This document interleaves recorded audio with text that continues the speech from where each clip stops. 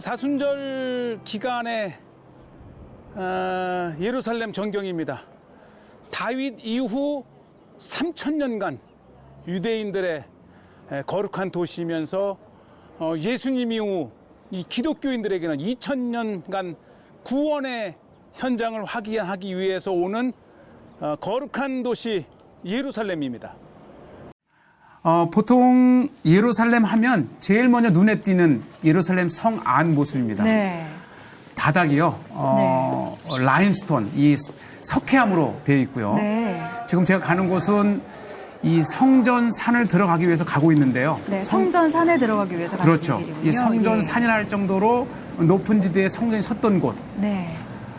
여러 문을 통해서 들어가고요. 자, 지금 제가 지나가는 곳이 이제 예루살렘 성 안에서도 예. 성전산으로 들어가는데 잘 보세요. 네, 좀 삼엄한 것 예, 같습니다. 이제 네. 나중에 말씀드릴 기회가 있겠지만은 이 이스라엘과 팔레스타인의 분쟁 속에서 굉장히 민감한 지역이고요. 아, 그렇군요. 보통 이곳도 최근에 들어서 이제 하루에 한 두세 시간씩 개방이 됐지만은 전혀 들어갈 수 없었던 곳. 벌써 이제 황금의 네. 붐이 보이는데요. 예. 저 자리가 사실은 솔로몬이 하나님께 제사를 드리던 성전이 있던 곳이에요. 후에 이제 마호메트가 네. 승천했다고 하면서 이제 이슬람의 아. 3대 최고의 3대 성주 중에 하나가 되었는데 네. 이곳을 들어갈 때 지금 보시는 것처럼 신을 벗어야 돼요. 예, 벗고 계시네요. 이게 무슬림들은 네. 모스크나 그 성지에 들어갈 때에 신을 벗습니다. 그러니까 이곳이 성전이었는데 모하메트가 승천했다는 것으로 알려지면서 지금은 이슬람 사원이 된 그렇죠. 건가요? 이슬람의 성지죠. 네. 저도 거의 한 16, 7년 만에 들어가요. 그래서 저도 막 설렘이 있고. 그러셨겠어요. 지금 이제 보이는 이 모습은 네. 이 3대 성주 중에 하나이기 때문에 메카, 메디나, 예루살렘을 상징한 네. 그런 모습이고요. 네. 저것이 이제 저 위에서 아브라함이 이삭을 번제로 드리려 했던 곳이고 네. 저 지하 동굴에 네. 이제 마호메트가 승천했다고. 그래서 지금 보시다시피 정말 수많은 무슬림들이 이곳을 방문을 해서 기도를 하지요. 그렇군요. 우리 한번 마가의 다락방 한번 갑니다. 예, 우리가 성지순례시에 정말 익숙하게 마가의 다락방을 찾아가던 그 골목을 한번 걸어봅니다.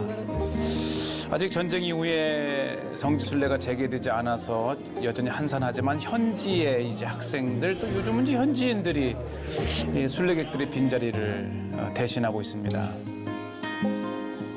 네, 그 유명한 마가의 다락방입니다.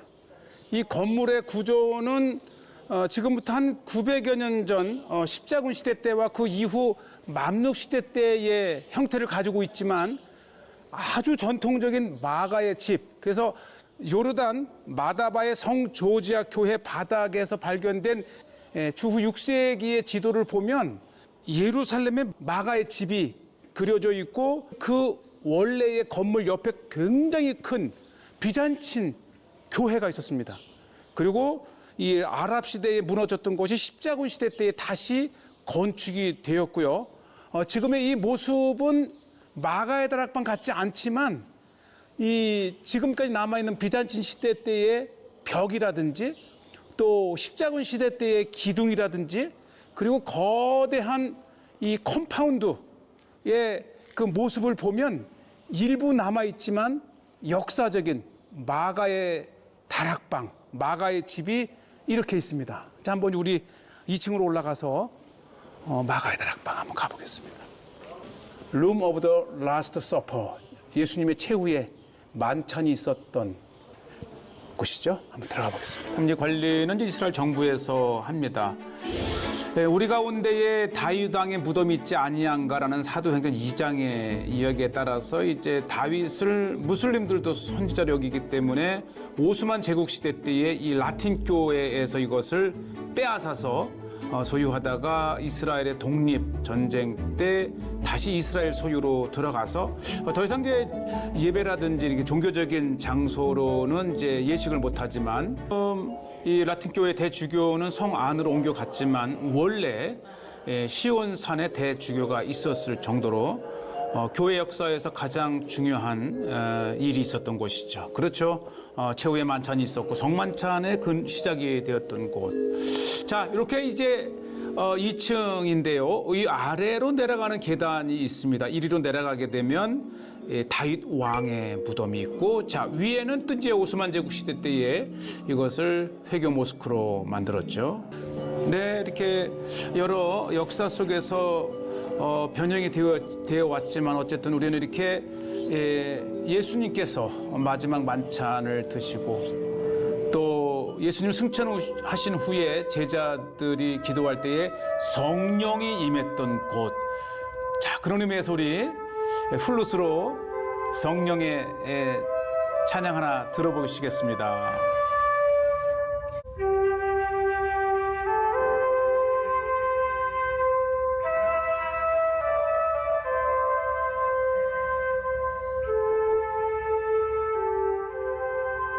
이렇게 오는데 이 사자문, 양문은 이 아랍인들이 주로 이용하는 문이고요.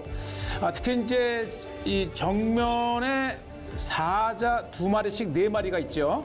또 우리 기독교인들에게는 이 사도행전 7장에 보면은 스테반이 이곳에서 돌에 맞아 순교를 합니다. 그들이 돌로 스테반을 치니 스테반이 부르짖어 이르되 주 예수여 내 영혼을 받으소서 하고 무릎을 꿇고 크게 불러 이르되 주여 이 죄를 그들에게 돌리지 마옵소서 이 말을 하고 자니라. 우리 기독교인들은 스데반 이곳에서 돌에 맞아 순교를 했기 때문에 스데반문이라 불리는 곳이죠. 자, 이제 우리가 본격적으로 비아 돌로로사 예수님의 십자가를 지고 가신 그 길의 제2지점입니다. 1지점은 여기 회계원 학교에 있고, 열렸어요. 네, 1지점이 이제 통상 닫혀 있기도 하는데 열려 있어서 한번 다가가 봅니다. 1지점에서 보는 이 지점의 교회입니다. 그렇죠. 예. 언제 봐도 정겨운 십자가. 자, 바로 이곳이 빌라도의 법정이 있었던 곳입니다. 지금은 이제 무슬림들의 학교로 사용이 되지만 바로 이곳이 예수님이 사형 언도를 받으신 바로 제1지점입니다. 네. 그 옛날 2000년 전 이제 아주 무슬림의 어린이들이 공부하는 학교이지만 2000년 전 예수님은 이곳에서 빌라도에게서 사형 언도를 받으시고 드디어 십자가를 지고 골고다로 오르셔서 십자가에 달려 돌아가십니다. 네, 이렇게 십자가를 지고 골고다 언덕에서 달려 돌아가시고 그 다음에 무덤에 묻히시기까지 14개의 지점이 있습니다. 자, 이렇게 이제 빌라도 법정이었던 곳에서 나오면은 이제 제2지점으로 우리가 이제 들어가게 되겠는데, 특히 제2지점은 예수님께서 사형 언도를 받으신 이후에 이렇게 1지점이 있다면 그 맞은편에 이제 사형 언도를 받으신 예수님이 이곳에서 채찍을 당하시고 십자가를 지고 출발하신 장소, 바로 제2지점입니다. 바로 제2지점의 이제 채찍교회 안으로 들어가고, 이 십자군 시대 때 건축 형태를 통해서 굉장히 오래된 역사적인 교회임을 우리가 알 수 있고요. 자, 이제 안으로 들어서게 되면은 특히 이 앞 제단이 교회 제단 앞에 이렇게 상징적으로 천정을 보면 저렇게 예수님의 가시면류관으로 지붕을 묘사를 했고, 또 이 스테인 글래스에 보면 빌라도가 예수님에게 사형 언도를 내린 직후 손을 씻는 모습입니다. 바나바를 풀어주는, 죄수를 풀어주는 모습입니다. 예수님을 십자가에 못 박게 넘겨주는 모습입니다. 자, 이렇게 이제 제2지점의 채찍교회와 선고교회를 이제 나와서 이제 우리는 이제 십자가의 길을 출발하게 되는데요. 십자가의 길이 지금 우리가 서 있는 제1, 제2지점에서부터 이렇게 해서 예수님의 무덤 교회까지 이렇게 가게 되는데요. 보면 제1지점 사형 언도를 받은 장소, 제2지점 이제 홍포를 입히고 가시관을 쓰고 십자가를 지고 출발하신 장소, 쭉 가면 이제 제3지점, 첫 번째 넘어지신 장소, 네 번째는 이제 어머니 마리아를 보기 위해서 멈췄던 장소, 5지점 구레네 사람 시몬이 대신 예수님의 십자가를 지신 곳, 6지점은 이제 베로니카라고 하는 여인이 예수님의 땀을 닦아주었던 곳, 요 7지점이 이제 두 번째 넘어지신 곳, 요 8지점은 나를 위하여 울지 말고 너와 너희 자녀를 위하여 울라라고 말씀하시기 위해서 멈췄던 장소, 9지점이 바로 세 번째 넘어지신 장소죠. 그리고 이제 이 무덤교회 안에 10지점, 11, 12, 13, 14까지 5개의 지점이 이렇게 있는데 한번 10지점부터는 무덤교회 안으로 가서 십자가를 지고 가시던 예수님이 무거운 십자가에 못 이겨 첫 번째 넘어지신 장소 제3지점입니다. 십자가 밑에 눌려있는 예수님의 모습, 정말 예수님의 고난과 예수님의 십자가의 길을 생생하게 보여주는 제3지점이고요. 그 다음에 이렇게 제4지점은 십자가를 지고 가던 예수님을 옆에서 지켜보던 어머니 마리아를 보시기 위해서 멈췄던 장소 제4지점입니다. 어쨌든 로마 시대 때에 이방인에 대한 사형의 한 방도로 십자가에 달리시는 그 사형을 예수님께서 이렇게 당하셨고요. 자, 이제 3지점과 4지점을 지나서 우리는 5지점이죠. 5지점입니다. 바로 십자가를 지고 가던 예수님이 더디 가자 구레네 사람 시몬에게 대신 십자가를 지은 장소이죠. 십자가를 지시던 예수님이 무게에 못 이겨 또는 지치셔서 이렇게 손을 짚었다가 하는 곳을 성지순례길에 그 예수님의 고난을 기억하면서 한번 이곳에 이렇게 손을 넣어보는 것도 의미 있는 장소이기도 합니다. 무엇보다도 제5지점부터는 이제 골고다까지 이렇게 완만한 언덕길이 시작이 되기 때문에 아마 이곳에서 예수님이 이렇게 지친 몸을 기댔을 것이다라는 이렇게 골고다로 오르는 언덕길이 있습니다. 십자가의 길 제5지점에서 7지점으로 가는 언덕길 중간에 이렇게 6지점이 있습니다. 십자가를 지고 가시던 예수님의 땀을 이 베로니카라고 하는 여인이 닦아 주었다고 하는 곳입니다. 후에 이 베로니카 여인은 총독 빌라도가 무고한 예수님에게 사형 언도를 내린 것을 로마에 이렇게 그 고발한 여인으로도 알려져 있습니다. 자, 이렇게 베로니카 여인의 이름이 새겨진 기둥이 이렇게 있게 되고요. 자, 제6지점에는 역시 수도원이 하나 있어서 가끔 열리기도 하지요. 자, 우리는 계속해서 제7지점을 향해서 가게 됩니다. 자, 바로 제7지점입니다. 십자가를 지고 가던 예수님이 두 번째로 넘어지신 장소죠. 네, 제7지점을 나오면 8지점을 향해서 이렇게 가게 되고요. 네, 제8지점, 이 돌이 이 8지점을 표시하는데 니카, 그는 승리하셨다. 바로 십자가를 지고 가는 예수님을 따라 여러 무리들이 일때 나를 위하여 울지 말고 너와 너희 자녀를 위하여 울라라고 말씀을 하기 위해서 멈추셨던 제8지점입니다. 생생하게 예수님께서 십자가를 지고 골고다로 가셨던 길을 이렇게 비아 돌로로사 십자가의 길을 통해서 2000년 전 우리를 위해서 대신 십자가를 지고 올라가신 예수님을 이렇게 묵상합니다. 십자가의 길에서 가장 번화한 곳입니다. 예, 어쨌든 수많은 전 세계의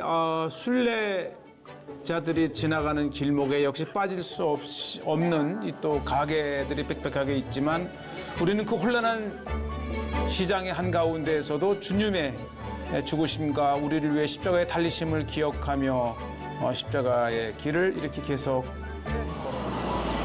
베드로의 통곡교회.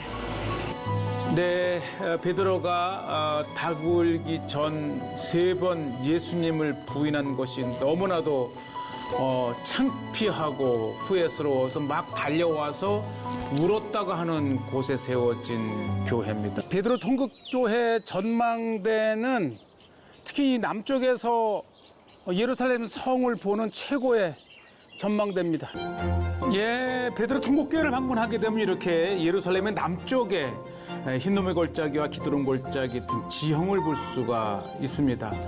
예, 우리가 성지순례 시에는 꼭 방문하는 곳이죠. 시온산의 베드로 통곡교회. 한번 안으로 들어가 보겠습니다.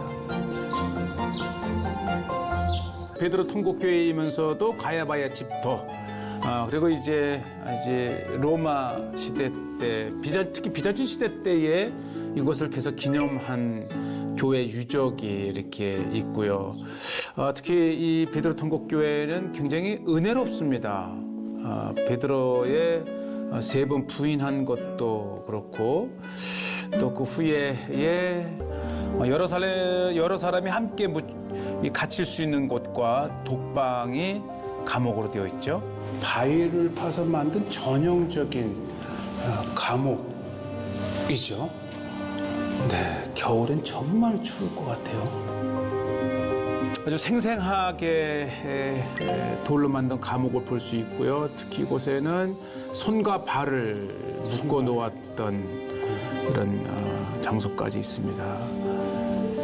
네, 여러 명, 정말 특히 가야바의 대제사장의 집터이었기 때문에 여러 종교적인 일로 잡혀온 사람들이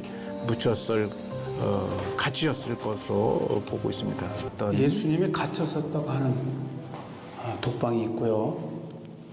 이 차가운 바위 독방에 갇혔을 예수님의 심정은 어땠을까요? 네, 이렇게 시편의 88편의 말씀이 마치 이곳에 갇히셨던 예수님의 울부짖는 기도와도 같기 때문에 정말 이 시편을 읽을 적마다 예수님의 그 아픔을 떠올릴 수 있는 곳이고요. 자, 교회 앞으로는 여전히 이렇게 오리지널 바위들이 있고 여러 바위를 파서 만든 베드로 통곡교회이면서도 이곳이 가야바의 집터였기 때문에 가야바에게로 끌려온 예수님이 지하 독방에 갇혔다 이렇게 얘기를 하는데, 만약에 그렇다면 저쪽 이 감람산 기슭 겟세마네에서 기도하시다가 잡히신 예수님이 이렇게 끌려오셔서 이 계단을 타고 가야바에게로 갔다면 바로 이 계단은 예수님이 가야바에게로 잡혀온 역사적인 길입니다.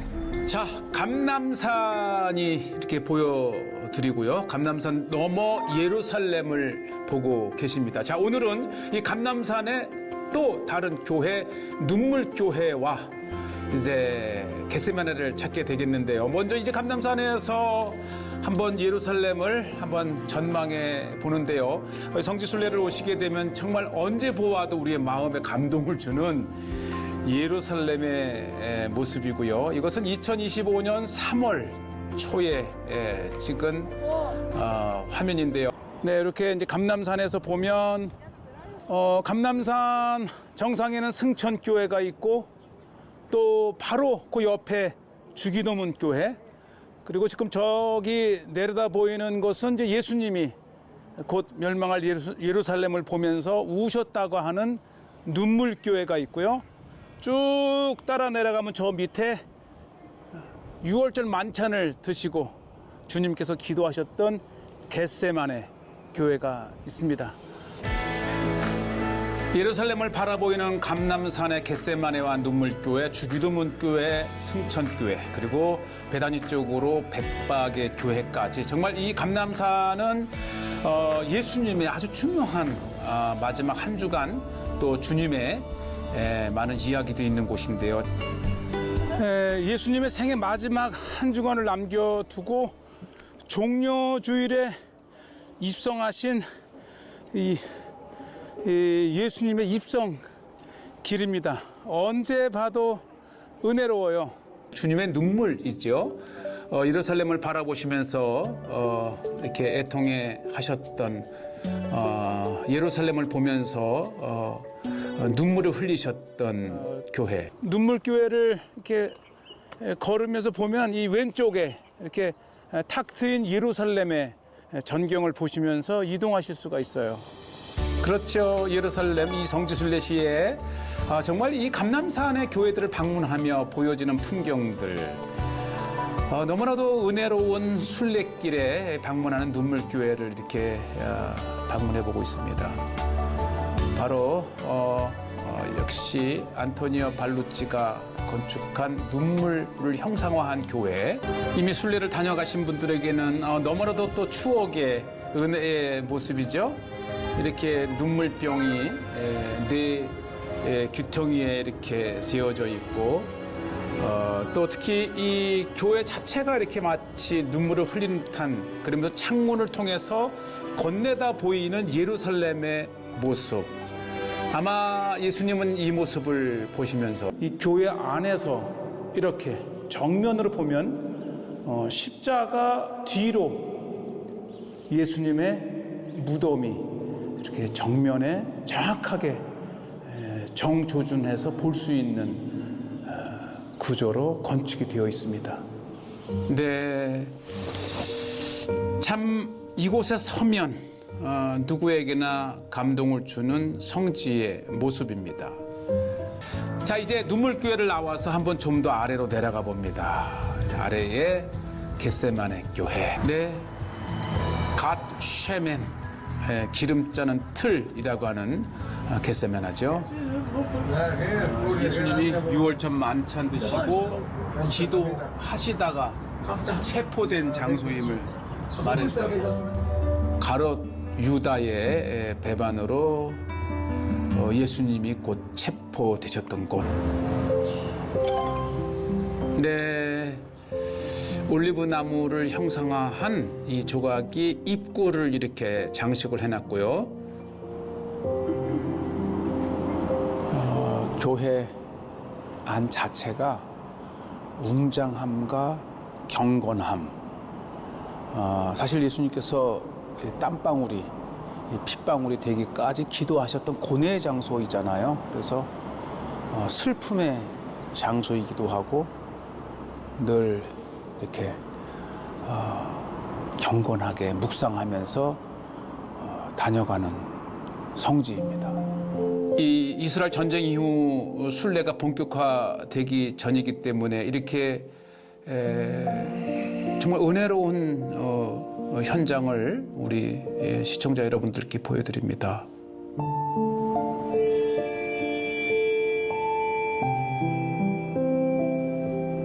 예, 슬픈 비둘기의 은색 동상, 그리고 예수님이 기도하셨다고 하는 그때의 그 바위, 그리고 제단 위에는 기도하시는 예수님이 이렇게 그려져 있고요. 예, 수시로 많은 순례객들이 이렇게 찾아와서 예수님의 십자가의 달리심, 그리고 우리를 위해 피 흘리심, 그리고 죽음으로 우리의 죄를 사해 주신 예수님. 오늘도 우리는 이 성경의 땅을 늘 생각하면서 우리를 위해 이 땅에 오신 예수 그리스도와 구원을 이루시기 위해서 죄 없으신 예수님이 십자가에 달리신 그 주님의 죽으심을 깊이 묵상을 합니다. 자, 그리고 나오다가 보시면 아주 은혜로운 우리의 발길을 멈추게 하는 동상이 있습니다. 어떻게 이렇게 은혜롭게 만들었을까요? 보기만 해도 정말 기도하고픈 마음이 들고 고뇌에 찬 예수님을 이해할 수 있을 것 같아요. 특히 이제 고난 주간에 또 사순절 기간 동안에 이 모습을 본다면 더욱 우리의 마음이 주님을 향해서 간절해질 수밖에 없고요. 근데 이 겟세마네에 정말 오래된 올리브 나무를 더 보시면서 이곳에서 기도하셨을 예수님을 깊이 묵상해 보는 시간이 되기를 바라고요.